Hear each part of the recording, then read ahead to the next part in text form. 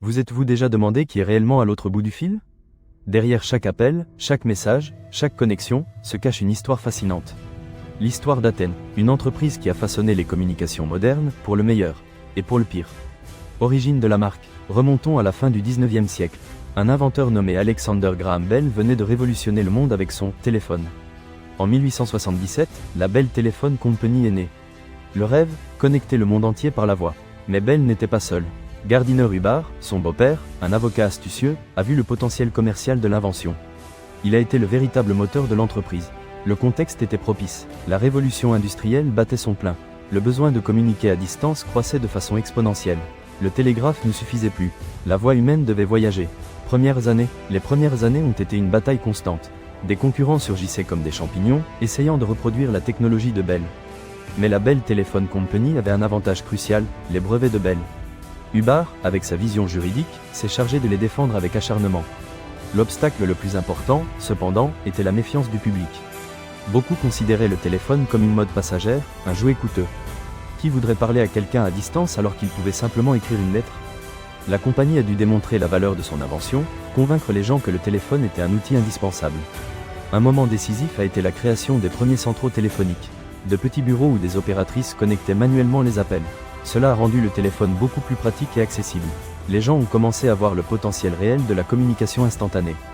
Croissance et expansion. Au début du XXe siècle, la Bell Telephone Company s'est transformée en American Telephone and Telegraph Company, ou AT&T.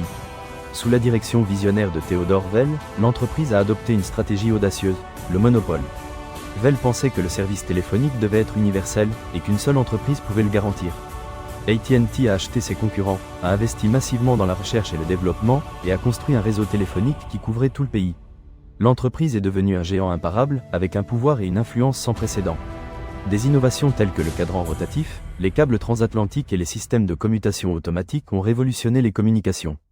AT&T a également investi dans la recherche de nouveaux matériaux et technologies, comme le transistor, qui a jeté les bases de l'électronique moderne. Le logo d'Athènes, une cloche à l'intérieur d'un cercle, est devenu un symbole omniprésent dans la vie américaine. Il représentait la connexion, la modernité et la puissance technologique. Mythe ou légende de la marque. Mais le pouvoir d'Athènes n'a pas été sans controverse. Au fil des ans, des rumeurs et des légendes urbaines ont circulé sur l'entreprise. L'une des plus persistantes est la théorie selon laquelle AT&T contrôlait secrètement les informations qui transitaient par ses lignes téléphoniques. On disait que l'entreprise espionnait les conversations de politiciens, d'activistes et de célébrités. Qu'elle avait la capacité de censurer ou de manipuler les informations qui étaient transmises par ces réseaux. On parlait même d'une « pièce secrète » dans ces installations où toutes les conversations étaient écoutées. Vérité ou fiction, l'existence de cette conspiration n'a jamais été prouvée. Mais le mythe persiste, alimenté par la méfiance envers le pouvoir corporatif et la paranoïa concernant la surveillance gouvernementale.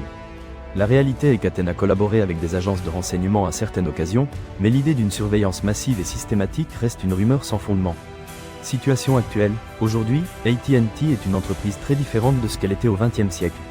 Après une série de fusions, d'acquisitions et de scissions, l'entreprise s'est diversifiée dans le monde du divertissement, des médias et de la technologie.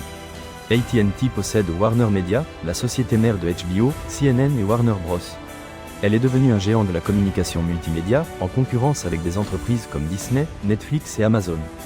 Le logo de la cloche a disparu. Maintenant, AT&T utilise un logo abstrait, qui représente la connectivité et l'innovation. L'entreprise cherche à se réinventer dans un monde numérique en constante évolution. L'histoire des apostrophes. AT&T est l'histoire de la communication moderne. Une histoire d'innovation, de pouvoir et de controverse. Une histoire qui nous rappelle que la technologie peut être un outil puissant, mais qu'elle peut aussi être utilisée à des fins moins nobles. Parce que parfois, derrière un simple logo, il y a toute une histoire que peu connaissent. L'histoire d'Athènes vous a-t-elle surpris? Abonnez-vous à notre chaîne et laissez-nous un commentaire. Dites-nous ce que vous avez pensé de cette histoire et quelle autre marque vous aimeriez que nous étudions.